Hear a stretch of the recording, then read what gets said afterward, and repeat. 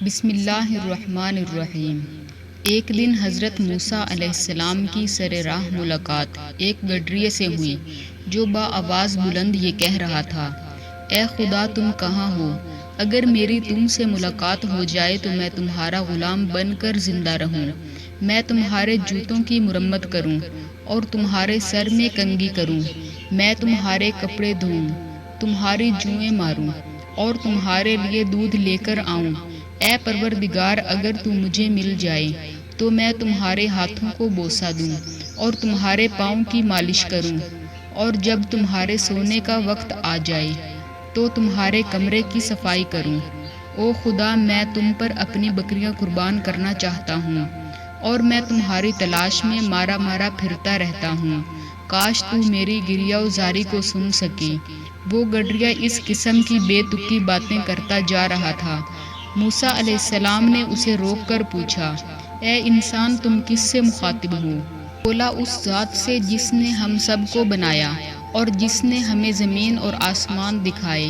موسیٰ بولا، استغفر اللہ، تم نے ایسی بیہودہ باتیں کی ہیں کہ تمہارا ایمان فاسد ہو گیا ہے اور تم کافر ہو گئے ہو، تم نے خدا کی توہین کی ہے، خدا ان سب باتوں سے بالا تر ہے، تمہیں اپنے منہ میں روئی بھر لینی چاہیے، تمہاری باتوں کی بدبو چاروں طرف پھیل گئی ہے، تم نے مذہب کی خلعت فاخرہ پر بدنما دھبے بکھیر دیے ہیں، تمہیں خدا کی عظمت کا کوئی اندازہ نہیں۔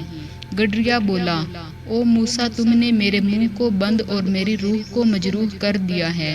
اس نے اپنے کپڑے پھاڑ دیے، آہو زاری کی اور ریگستان کی طرف بھاگ نکلا۔ اسی دن خدا موسیٰ علیہ السلام سے مخاطب ہو کر بولا، اے موسیٰ، یہ تم نے کیا کیا؟ تم نے میرے غلام کو مجھ سے جدا کر دیا۔ کیا تم دنیا میں لوگوں کو مجھ سے ملانے آئے ہو یا جدا کرنے؟ مجھے سب چیزوں سے زیادہ ناپسند جدائی ہے۔ میں نے ہر انسان کو ایک منفرد مزاج، جداگانہ انداز فکر اور خصوصی طرز فکر سے نوازا ہے۔ جو چیز تمہارے لیے باعث شرم ہے وہ اوروں کے لیے باعث فخر ہو سکتی ہے۔ جو چیزیں تمہارے لیے زہر ہیں وہ اوروں کے لیے امرت بن سکتی ہیں۔ میں لوگوں کی طرز عبادت سے بالاتر ہوں، میں ان کی کمزوریوں کو نظر انداز کرتا ہوں، میں ان کے ظاہر کو نہیں دیکھتا، میں ان کے باطن پر نظر رکھتا ہوں۔ میرا کام ان کے عیوب پکڑنا نہیں بلکہ انہیں رحمت سے مالا مال کرنا ہے۔ میں ان کی زبانوں کو نہیں پرکھتا بلکہ ان کے دل کی گہرائیوں کو جانچتا ہوں۔ اے موسیٰ علیہ السلام، میں الفاظ کی خوبصورتی نہیں دیکھتا، دل کی جلن کا خواہش مند ہوں۔ جاؤ ان کے باطن میں محبت کی ایسی آگ روشن کرو جو ظاہر کے حسن کو خاشاک کو جلا ڈالے۔